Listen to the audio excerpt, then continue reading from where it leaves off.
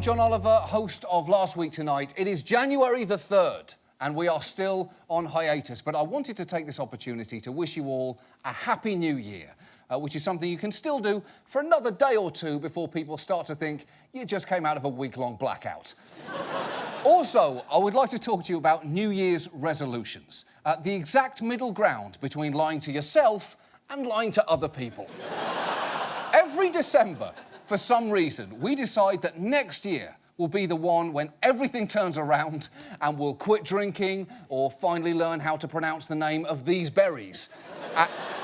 Is it acai? A-K? A-Sai? There's no way to know for sure. The science simply isn't in yet. But let's be honest, we're a few days into the new year now, and if you haven't broken your resolutions yet, statistically, you are about to. And that can be depressing, but don't panic. All hope is not lost, because the key thing with resolutions is not how to keep them, it's how to revise them once you've failed. Let me explain. The main problem with New Year's resolutions is that we set our expectations way too high.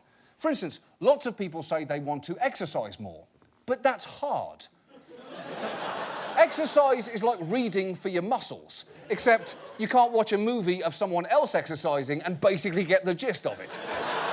So instead of beating yourself up because you haven't gone to the gym yet, simply lower your standards for what counts as exercise to anything that brings your heart rate up. That way, instead of jogging, simply try waking up late for work or taking a pregnancy test. That way, you haven't failed to keep your New Year's resolution, you've just succeeded in a different way. Or let's say you bought a crock pot and promised yourself you'd use it to make yourself nutritious meals. Clearly, that was never going to happen. So simply revise your promise to saying that you would use it, period. That way, if you find mice in your apartment, you will fulfill your resolution simply by filling the crock pot with water, setting it to low, and making those mice a kick-ass hot tub. Yes, those mice are going to get so much tail. So much tail, I stand by that joke! I stand by the tail joke. I do not apologise. And finally, if scaling down your resolutions doesn't work, how about scaling them up to a completely unachievable level? For example, resolve to throw out the first pitch at Yankee Stadium on July the 4th, or win an EGOC, which means winning an Emmy, Grammy, Oscar, and the Kentucky Derby. That's hard.